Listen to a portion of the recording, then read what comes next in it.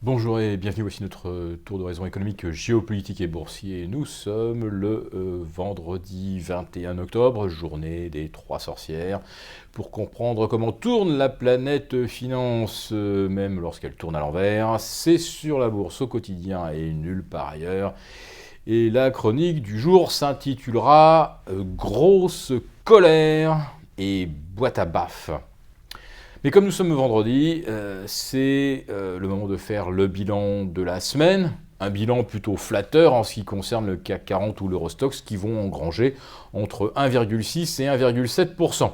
Alors ne nous demandez pas pourquoi le CAC 40 ou l'Eurostoxx ont pris entre 50 et 70 points par rapport à vendredi dernier. C'est tout simplement parce qu'on a assisté jeudi au traditionnel arrachage des cours d'avant-séance de Trois Sorcières.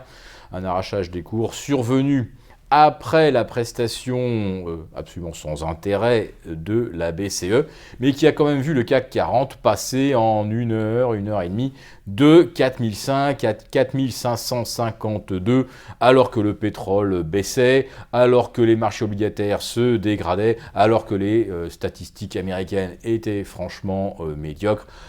En fait, il n'y avait strictement aucune raison, évidemment, de gagner 50 points, pas plus à Paris que sur les places européennes. Alors la BCE hier ne nous a rien dit. Elle a fait d'ailleurs très court, 45 minutes de conférence de presse contre une bonne heure, 1h15 en général. Oui, la BCE n'avait pas grand-chose à nous dire. Alors on la paye à quoi à faire du sudoku. Franchement, M. Draghi essaie de nous faire croire qu'on a discuté ni d'un tapering, réduction progressive du QE, alors après mars 2017 ou en septembre 2017. Tout ce que l'on sait, c'est que ce quantitative easing sera naturellement étendu. On n'a pas non plus discuté de taux négatifs, on n'a pas parlé de l'hélicoptère monnaie, bref, on a parlé de rien. Mais on a quand même fait venir 200 journalistes à Francfort à grands frais pour leur dire finalement qu'on n'avait strictement rien à leur dire. Mais comme nous nous en doutions un peu, et comme nous l'avions en fait préannoncé, la BCE en a profité pour se délivrer un auto-satisfecit. Et oui, sans le quantitative easing, sans des taux zéro, eh bien, l'Europe serait probablement en récession. Allez démontrer le contraire.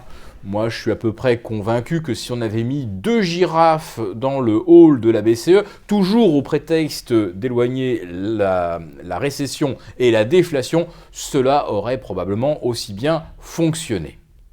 Et puis la BCE, elle a encore répété que grâce au QE, elle a réduit la fragmentation. Elle le dit à chaque sommet, à chaque réunion de la BCE, mais là, franchement, on commence à en avoir un petit peu assez. Qu'est-ce que ça veut dire réduire la fragmentation ? Ça veut dire que dans une classe où il y a des élèves qui ont 2 de moyenne et d'autres qui sont à 18, eh bien on a réussi à réduire l'écart. Alors est-ce qu'on a baissé ceux qui étaient à 18 ? Non, pas vraiment. Par contre, ceux qui avaient 2 maintenant, ils ont 15. C'est un petit peu comme si un recteur d'académie se vantait d'avoir dopé les résultats au bac en donnant plus de points à distribuer aux examinateurs.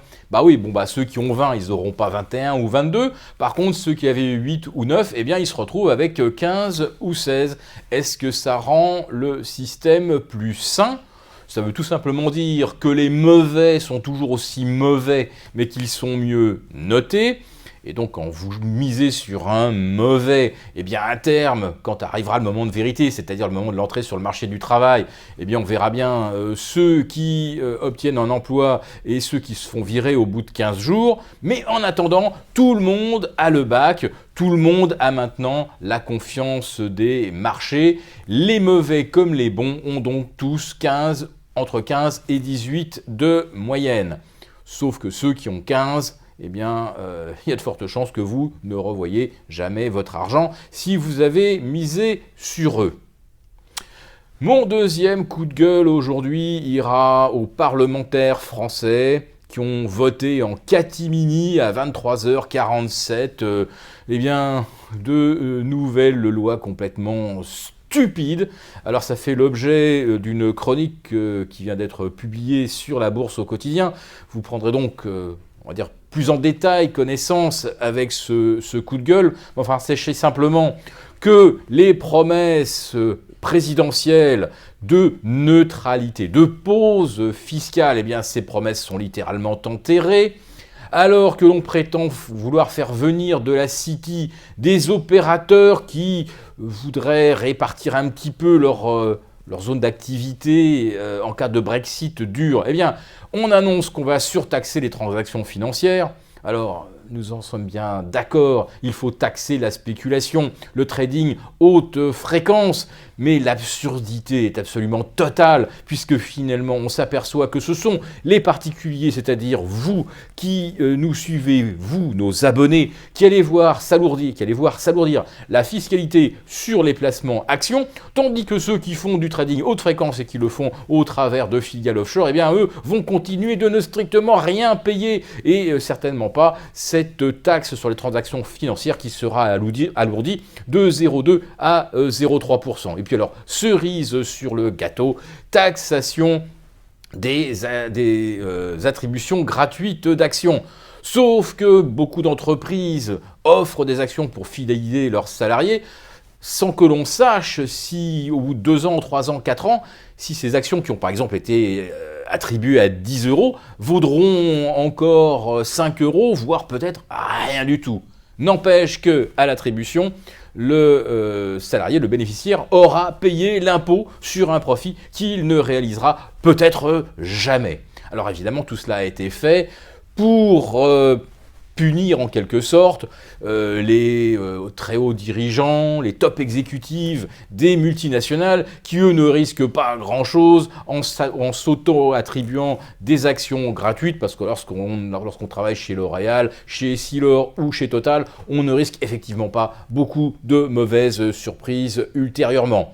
Mais ceux-là trouveront bien entendu des moyens d'échapper une nouvelle fois à l'impôt parce que les actions seront attribuées à une structure offshore, etc. Enfin, vous connaissez la musique. Bref, au nom de la justice sociale, on prend des mesures qui se retournent essentiellement contre les plus faibles et ceux qui n'ont pas le moyen d'échapper à l'impôt. Et puis je vais pousser, encore un coup de gueule contre le comportement des marchés qu'on a observé jeudi. Je l'ai déjà évoqué. Pourquoi le CAC 40 prend-il 50 points en l'espace d'une heure et demie, entre 4005 et 4550 ? Eh bien tout simplement parce qu'on a mis en place à nouveau le grand classique. On liquide, on lessive ceux qui se sont mis à vendre le CAC sous 4525, pensant que le marché était topiche et qu'il risquait effectivement de consolider.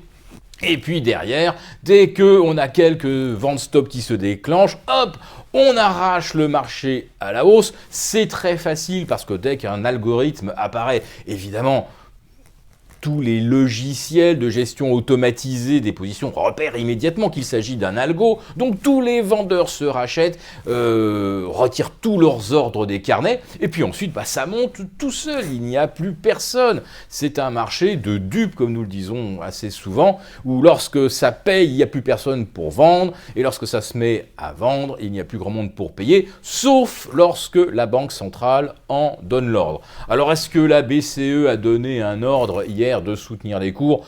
Oh, c'est même pas évident parce qu'à la veille des 3 sorcières, naturellement, on tire systématiquement les cours. Alors des fois c'est la veille, des fois c'est l'avant-veille. Bon, là, ça s'est passé jeudi. Le mois d'octobre va donc se conclure par une progression du marché parisien, des actions européennes.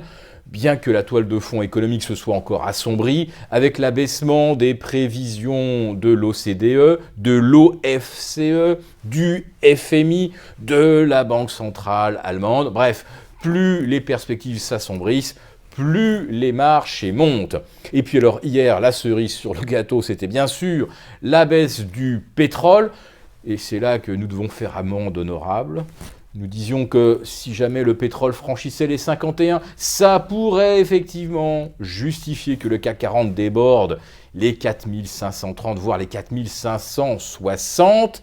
Eh bien, hier, on est allé chercher 4550, alors que le pétrole perdait 2%. Bref, effectivement, nous avons eu tout faux. Enfin, pas complètement, puisque nous pensions que le pétrole risquait de consolider après avoir retesté les 51 et demi, vu les perspectives de baisse de la demande mondiale, mais nous n'avions absolument pas prévu que le CAC 40 saisirait cette opportunité offerte par la baisse du pétrole pour aller chercher 4550 et même 4560 aujourd'hui. Voilà donc, allez, le week-end, ça va nous permettre de nous reposer, de nous détendre un peu, mais avouez quand même qu'entre la BCE, nos braves députés et des marchés manipulés, il y a quelques raisons de montrer de temps en temps un peu d'humeur.